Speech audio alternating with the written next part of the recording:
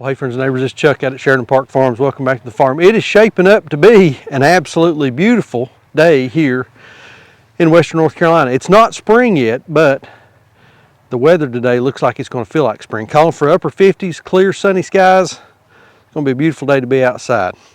We got that mama cow out there. We're still waiting on her to have that baby. I need to move some chickens out of the brooder. Need to bust those brooders up. We're getting a little heavily populated there. And I think Sandra wants to work on putting together her garden spot for the year. So hang out with us for a little bit. Let's see what all we can get done. Fingers crossed we have a baby calf today.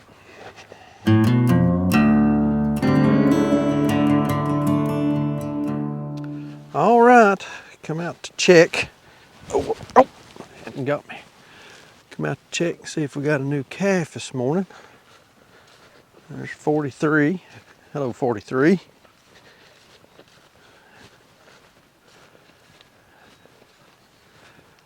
So I don't see her laying down here along the fence. Yeah, that's her. 201. And still, still no calf.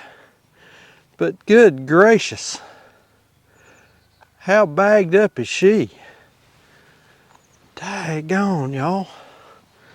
But she's not had it. Still got a lot of swelling back here on the business end. I don't know how well you can see her bag, but she's bagged up and those teeth are pointed outward. So, hey Lordy, okay. Still no calf, so we'll be on the lookout. Look at this little baby. Ain't that the sweetest thing? Looks just like her mama.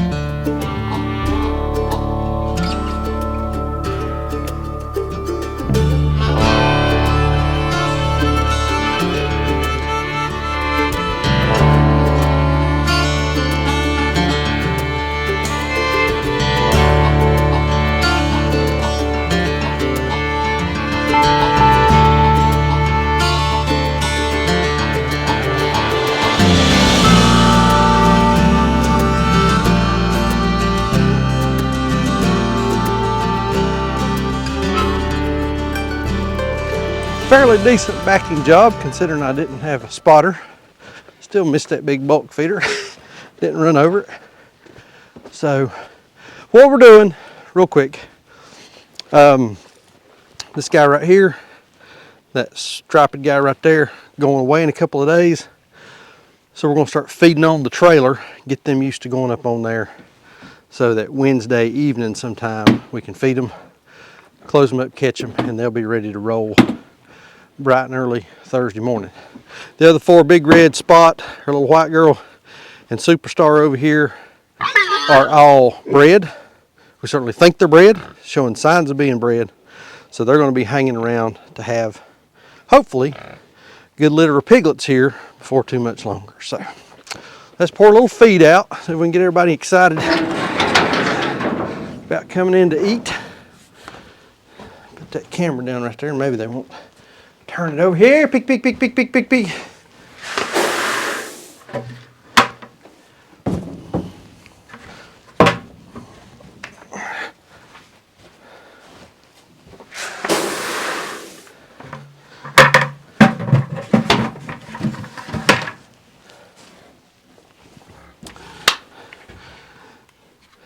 And I've got a quick tip for you guys that have got like this, kind of a small livestock trailer, and you're not hauling very often.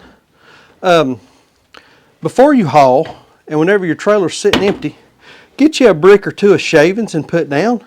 Helps absorb things, keeps it dry, and then when you've got animals loaded and you get them offloaded and it's time to clean, it makes a world of difference. It really does help. And it's all compostable, so you can put on your garden, on your field, whatever, but it works out really good. But throw you a couple of bricks of shavings down on your stock trailer floor. Listen, two of y'all ain't come through that door at one time. I don't know if you've noticed, but you are obese. Watch out. Watch out, watch out, watch out. Everybody move, everybody move. Coming through, coming through. All right, go get it. Old Red, she knows what the deal's all about there. That little guy's in. Blue spot's gonna go in.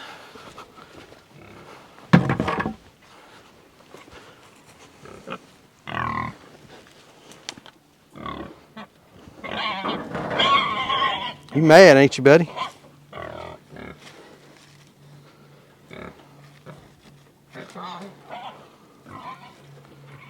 Oh yeah, Spot will go. It'll take them a little while, but hunger is a fabulous motivator. They will figure out how to get in there and get after their, there he goes. See, the two that I need in there right now. That's the way it always goes. All right, unhook this thing, leave it. Come back and get them in a couple days. All right, so these are our first batch of meat chickens for the year. They've been in the brooders now for a little over 3 weeks. 3 weeks a couple days ago. So I'm going to split these down and put some of them in one of our big brooders outside just to decrease the population density. They're getting very, very poopy because they are so big and they're packed in there pretty tight. We'll turn a couple of lights on out there. The lights are actually off on this one. I guess they went out sometime last night. Might have threw the ground fault. I don't know what happened. But anyway, let's work on getting some of these moved outside and make it a little more comfortable for everybody.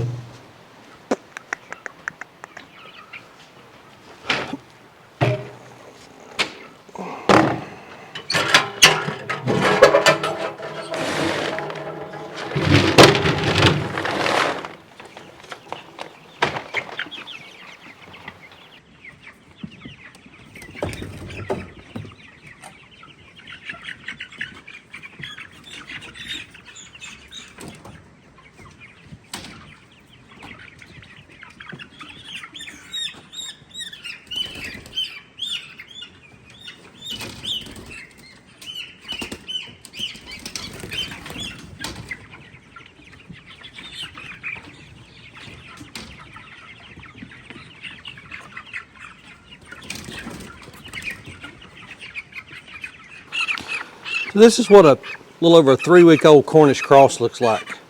I mean, these things are they're huge. And they're starting to feather out, but if you'll notice, they don't get a lot, they're kind of bald in some areas, and that makes me worry about putting them out on pasture, especially this time of year with it being so cold at night. If this were April, these birds would be outside. They would have been outside a week ago. So I do hope we can get them out on pasture for a couple of weeks before it's time to process, and I think we can, because they're only 3 weeks. They've got another 6 weeks to go, 6 or 7 weeks probably. I'll leave that lid closed.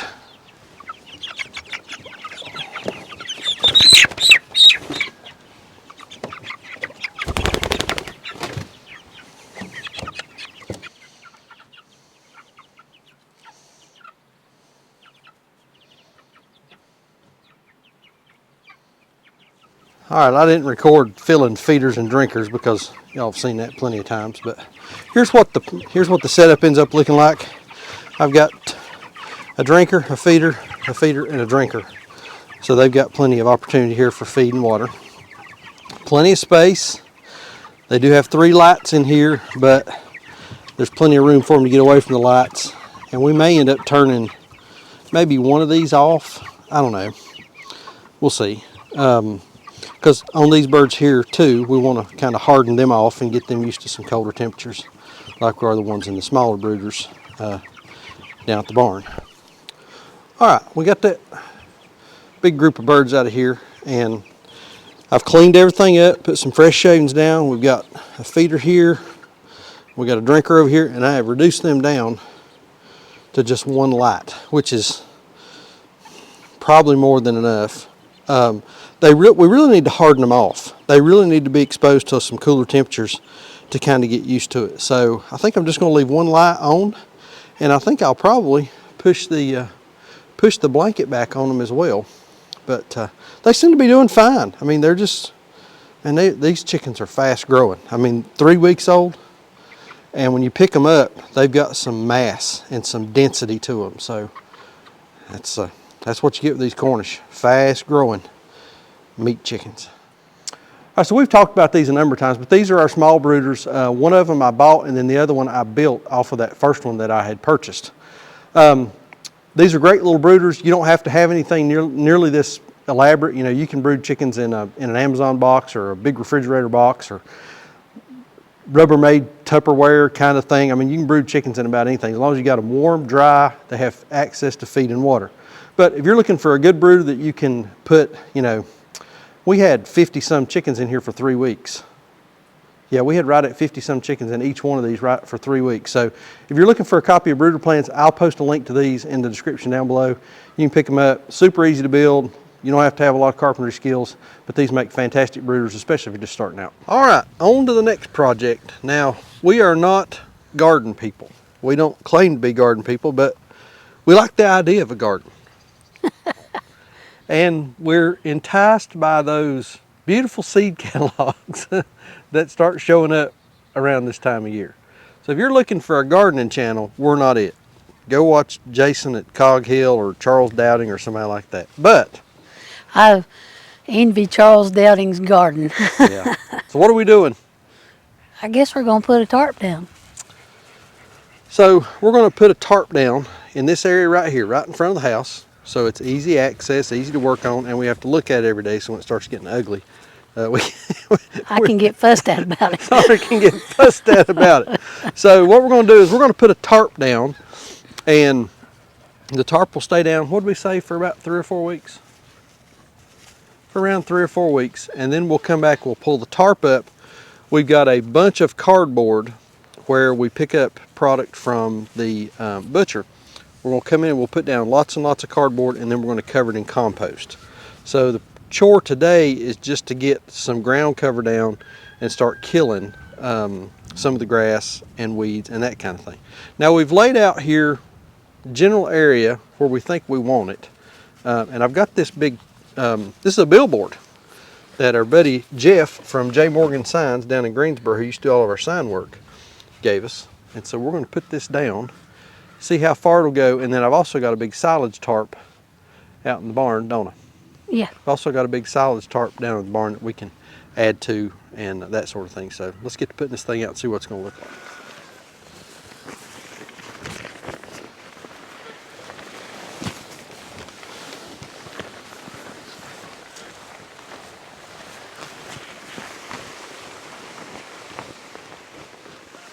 Wow, that ain't even close, is it? All right. Not near enough. That was very anticlimactic. Very anticlimactic. All right, let's go get that other thing. All right. Which way is it folded? Like that. Okay.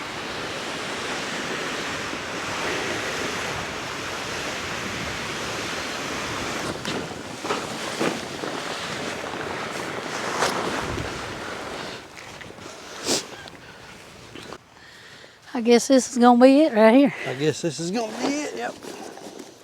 Tis what it is, ain't it? Well, what do you think? Is that kind of semi-close to what you had in mind? I think that'll work. All right. The tarp will attract heat because of the color. Will attract heat and it will heat the soil up and will kill any weeds and grass and that kind of thing. And then, like I said, we'll come back and cover this with a nice thick layer because we got plenty of cardboard, don't we? Yeah. Nice thick layer of cardboard and then compost on top, and that should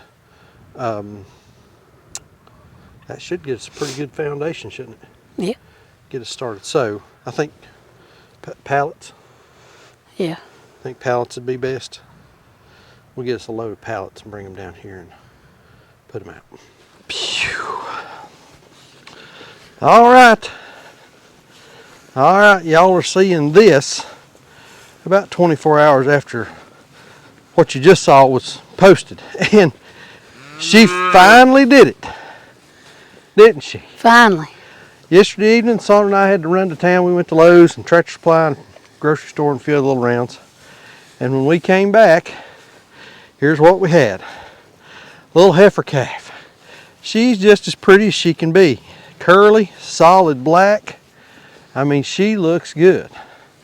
And then Mama, this is Mama right down there in the corner right there, munching on a little hay. But man, we got home and she was up and about and nursing and doing her thing, and we hadn't been gone, what, 2 Hour hours? and a half, 2 hours. We wasn't gone long, and we checked before we left. Well, we figured she might have it while we was gone. So. Yeah, she was starting to have a little bit of discharge. And what else?